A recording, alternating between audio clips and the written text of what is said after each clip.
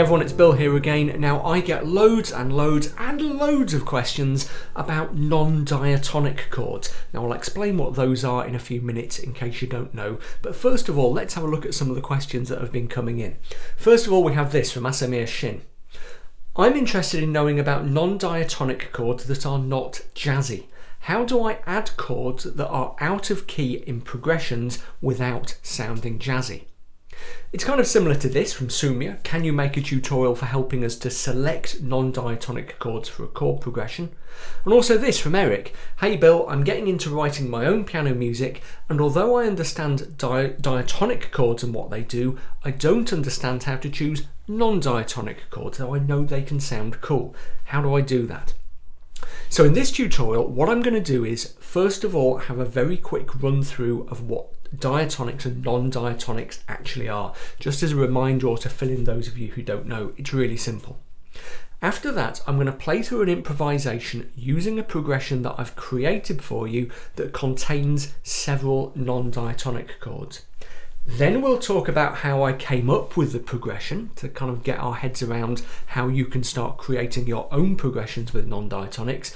And finally, because I know a lot of you really love walkthrough videos and I haven't done one for a while, I'll walk through the improvisation step by step. And that'll also be useful because when you're using non-diatonics, first of all, you sometimes need to be careful about the voicings and inversions you choose, but you can also really help yourself in the way you kind of decorate and extend the chords, but that's a point we'll come on to. Okay, so there's a lot to get through. Let's get going. So to start with, let's very quickly go over what non-diatonic chords actually are. Now, any piece of music that you happen to come across will be in a particular key. For example, the key of C major. Now, it might change key, but usually, especially if it's a short piece of music or especially if it's a song, it will just stay in the one key.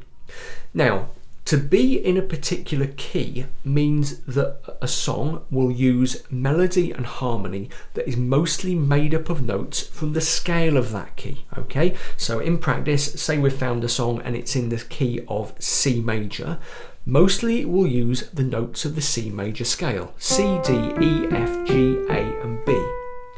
And most of the chords that it uses will be chords that are based on that scale, and you can create naturally occurring chords from any scale just by taking a simple triad shape and running it up the scale. Okay, so if we do that in C major, we get these naturally occurring chords: C, D minor, E minor, F, G, A minor, B diminished, and there's C again at the top. Those are what we call the diatonic chords of C major. Okay, so if we find a song in C major, then most, if not all, of its notes and chords will be taken from that scale and from those diatonic chords that we just looked at just there.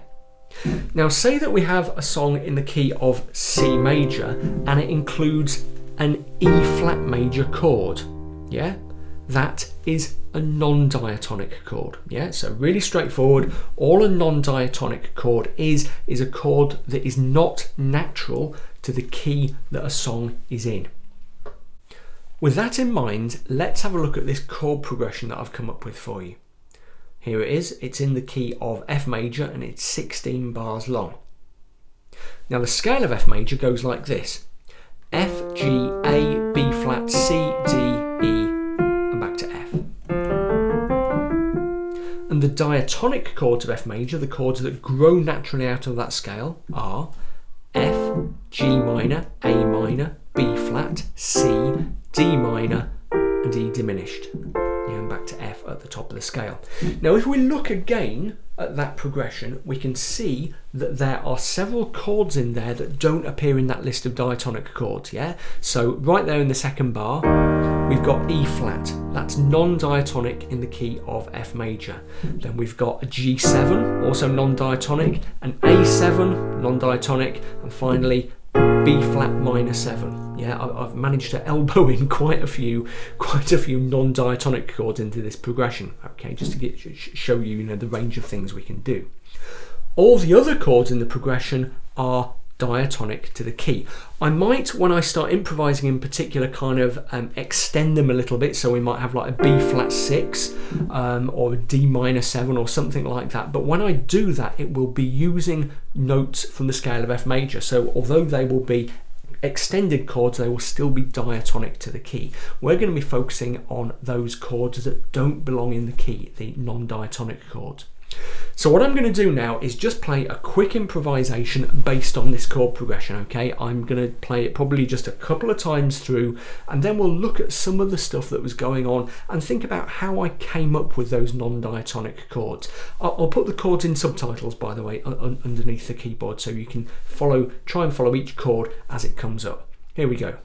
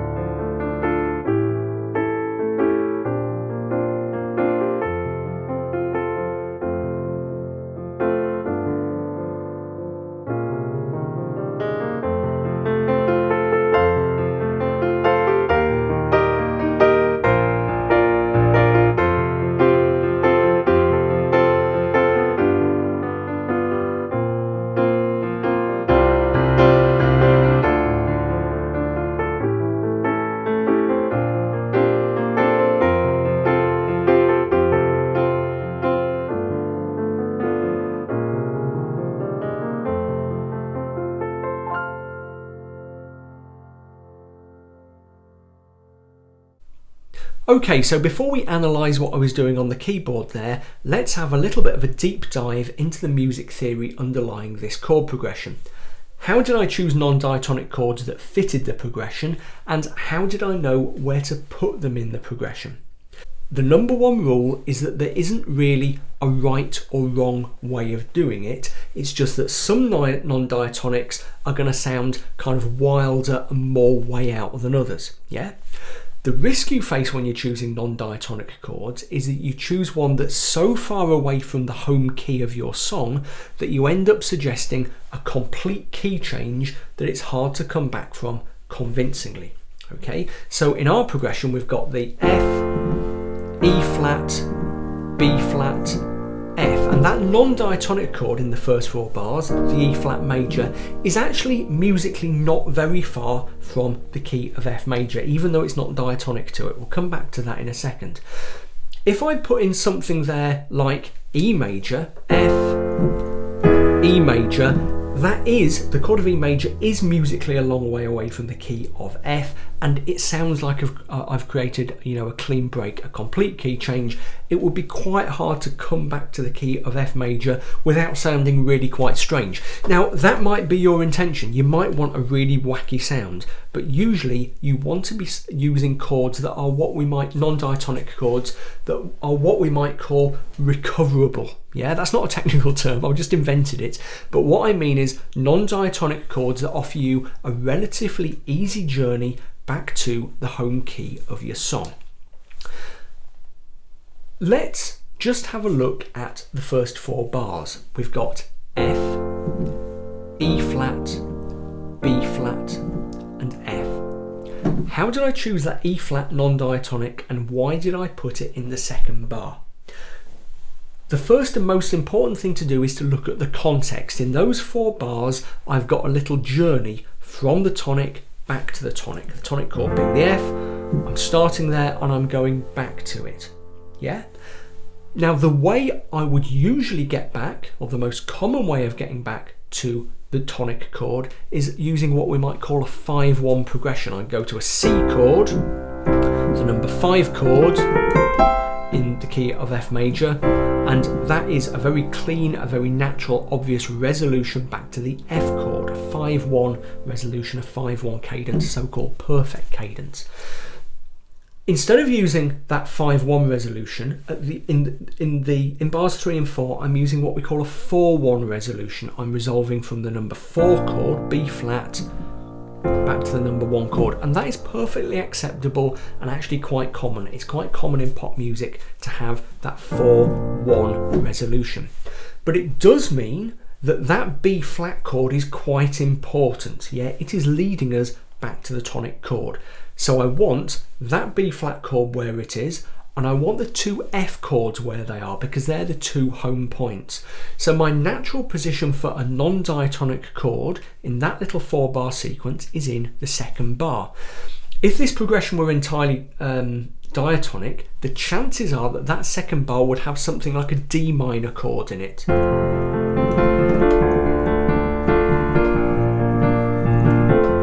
Or an A minor chord.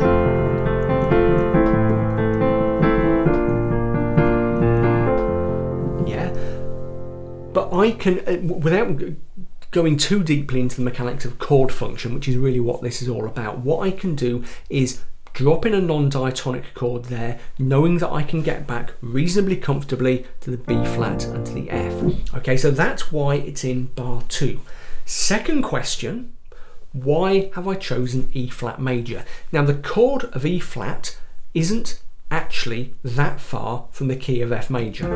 Okay, and we can think of that in two ways. We can either think about the circle of fifths. We can say, if we go down the circle of fifths from F major, we go F, B flat, down to E flat. So it's only, as it were, 2 stops down the line in the circle of fifths.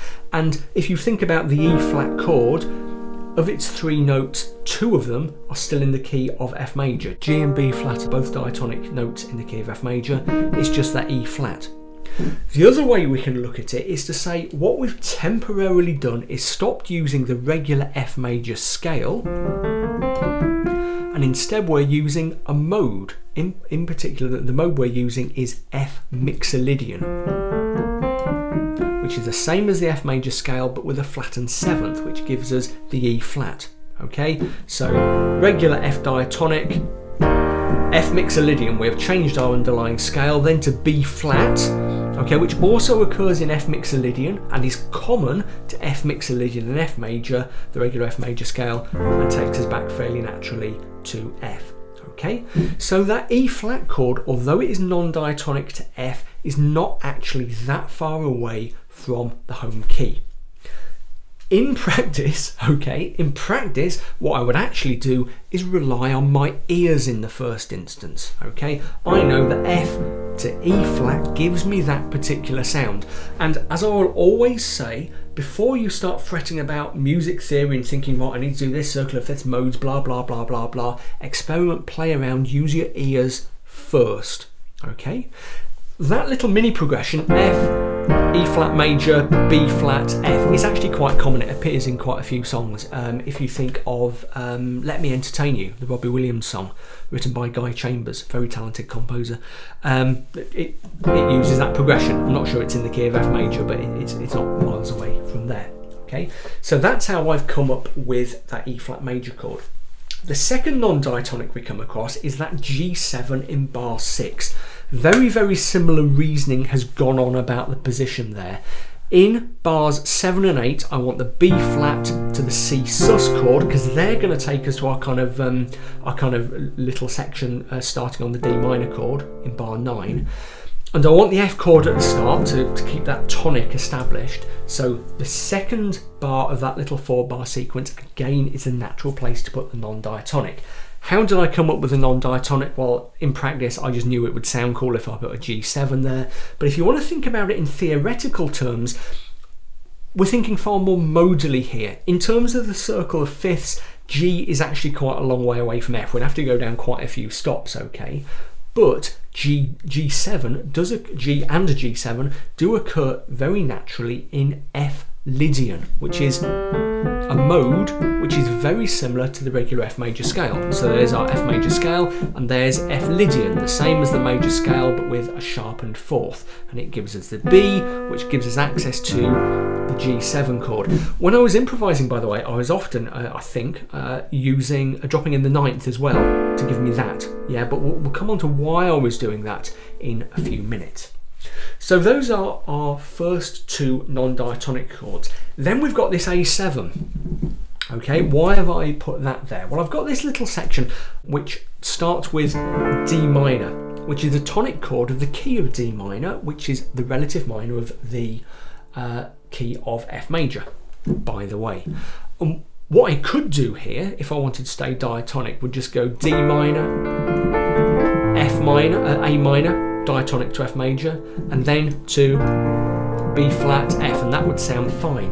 But what I can do by dropping in the A7 chord, okay, is just enhance that kind of effect of suddenly being in the minor key, okay? Because if we were in the key of D minor, we would have A7, okay? And it still travels quite naturally to the B flat and to the F there. So that non-diatonic is actually there for slightly different reasons. It's just a one note change from what would usually be an A minor or an A minor 7 chord there, okay?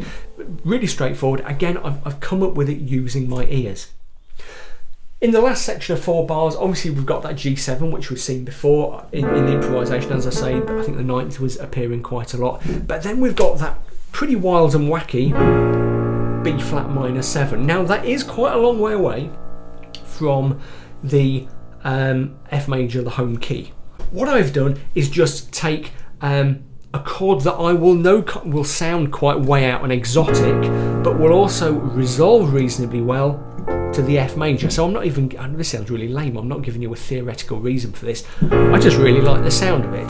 B flat minor 7 and F. And here is an important thing, it's occurring late in the progression. And by the time we've got to this stage in the progression, okay, our listeners' ears are very firmly established in the home key. So even if we go relatively way out, and it's not that far out, it's not as far out as if we went to like E minor 7, it's still based on, you know, a modification of a B flat chord, our listeners' ears are still comfortable with us going back to the tonic, I would say. And it also gives us that really nice run up the scale that I really like, and that I used a couple of times there.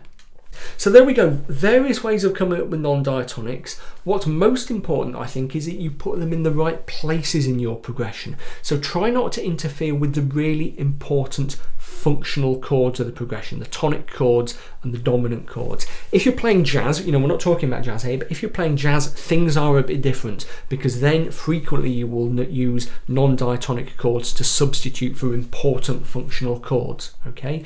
But when we're writing, you know, kind of pop songs and kind of ballads, then putting non-diatonic chords in places where the chords otherwise aren't fulfilling really important functions in terms of getting us back to our tonic chord is usually your best bet. And how you come up with them, use your ears, yeah, but play around with the circle of fifths, play around with your modes, all of that kind of thing.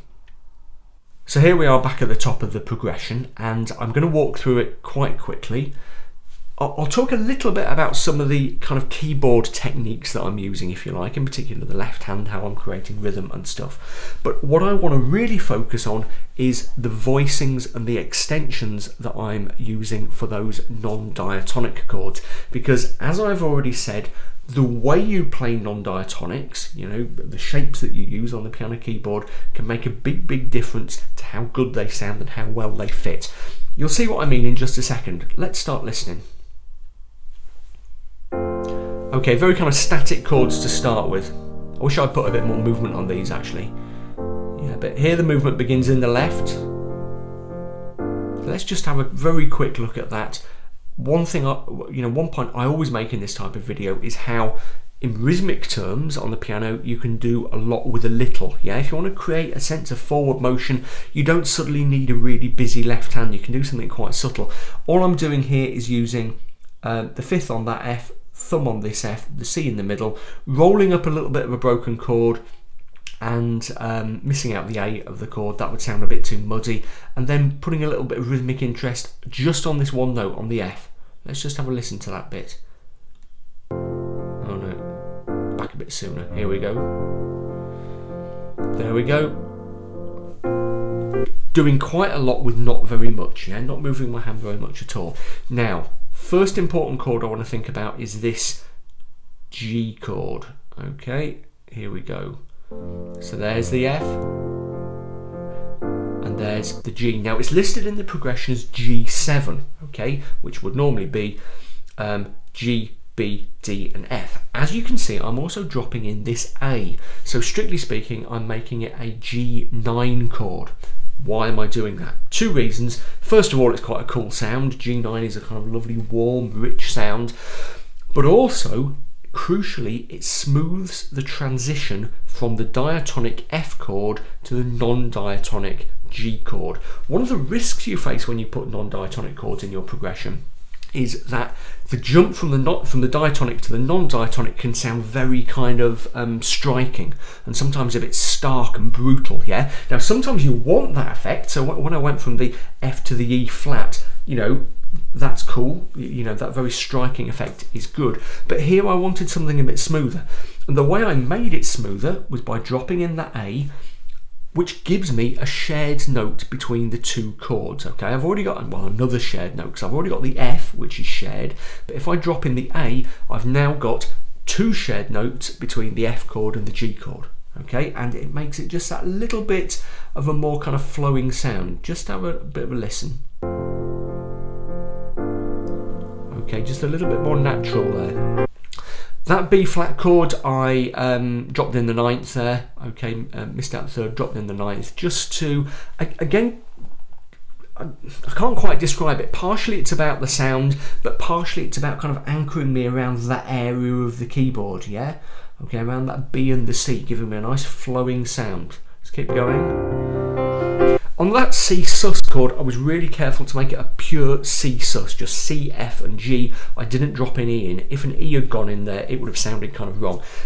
Perfectly diatonic to F major is C sus, but you know, I was just careful to make it a proper C sus. Here we go.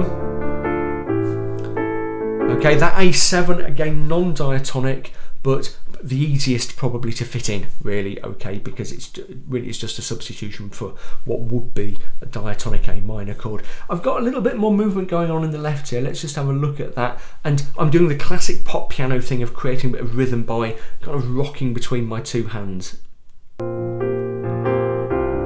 Okay, you could see it there a little bit. Just watch when I'm playing 5th on the B flat and thumb on the F there. Here we go.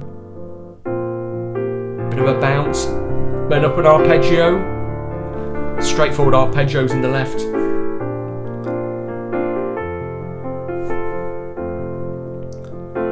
Okay, there's my G9 again, just smoothing the transition, okay.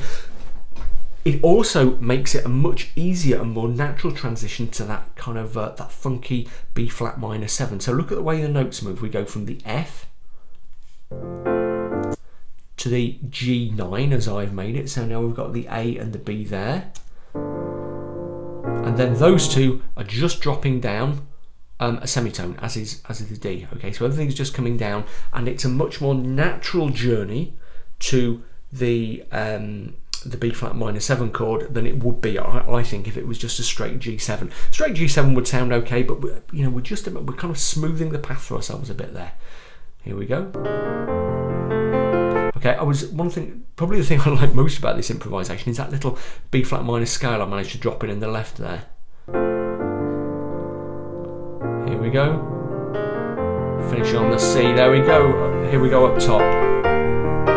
Now this time, because I'm in a kind of more flowing section of the improvisation, I didn't want to go from the straight F to the straight E flat chord, okay, both of them in their first inversion. So what I did was create an E flat 9. I put in, well, really it's a decoration of the chord, a suspended F at the top there, okay, to make it a more kind of flowing and natural transition from the F to the from the diatonic F to the non-diatonic E flat, again by adding this note F, which is diatonic and is shared with the previous chord. Let's just have a listen to that again.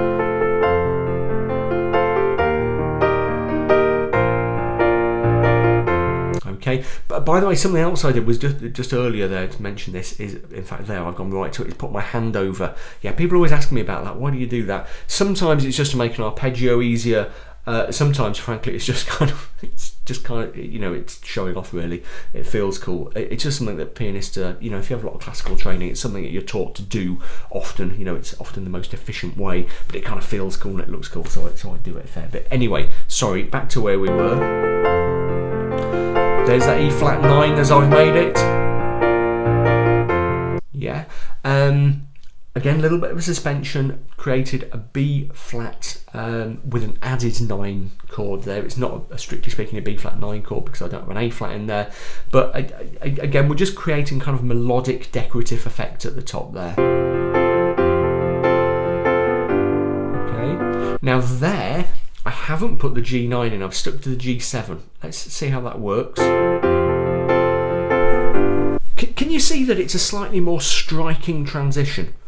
Yeah, and you know that's kind of I think what I wanted there. Let's just see if we can get on that a bit. Boom, you know, more obvious gap. Yeah, classic kind of pop piano rocking between the two hands there on that C sus chord. There we go. Boom, boom. Back to arpeggios. Okay, a little bit of decoration on that F chord there, just going up to the B flat. Yeah, and there I'm back on my kind of comfortable G9 shape to drop me really easily down to the B flat minor 7. Okay, so reasonably straightforward. As I said, when you're messing around with these chords, yeah, use your ear first of all. Okay, your first judgment should always be with your ear, but you can make life a lot easier for yourself by, as I say, adding these extensions, thinking about the voicings. There were some voicings that I was avoiding. Okay, so when it came to that G chord, I was avoiding a voicing like D, G, B. Yeah, that would have sounded much more kind of try it on the piano. Yeah, when you're playing through this for yourself, try going from the F, you know, maybe in second inversion C, F, A, up to the D, G, B. It sounds much more unstable, a lot more raw. Now, if you wanted that effect, that's cool, but just be a little bit wary with it. The other thing I kind of avoided was going straight from a root position F chord up to a root position G chord. Again, it can sound cool, but it doesn't flow quite as well. Yeah, if you want a flowing progression, think about those shared notes, think about the extensions. When you want a bit more of a jump, then make a bit more of an obvious jump between a pure diatonic and a pure non-diatonic chord. Okay, there we go. I hope that was useful. This has been another of those tutorials where, as I've been shooting it, I've been thinking, oh my word, this sounds like mad rocket science. How on earth will anyone enjoy this? But people always seem to, you know, when I talk about, you know, when I really dig into music theory and chords and stuff, people seem to really like it. So let's hope that you do. I'll just round up by saying what I usually say. Please do subscribe to my channel if you haven't subscribed already. Just little red button in the bottom right hand corner of the screen there. Follow me on Facebook, on Twitter, on Instagram. All those links are below. Please consider supporting me on Patreon, www.patreon.com/BillHilton, my crowdfunding campaign. Just a few dollars every month really helps there. It kind of helps free up my time, buy my time for making more of these tutorials. And of course, please do check out my books, in particular, How to Really Play the Piano with Stuff Your Teacher Never Taught You, which, if you're kind of new to improvisation, if you're, you know, just getting to grips with how things like chords and harmony work on the piano keyboard, you should find really useful. You do need to be able to read a little bit of sheet music to make sense of it, okay, but it's not particularly difficult in those terms, and it will help you kind of begin to start getting your head around the practicalities of improvisation and the kind of theory of chords. There we go. Any comments or questions, stick them in the comment thread. Always glad to hear from people, and I always try to reply, and I'll see you next time.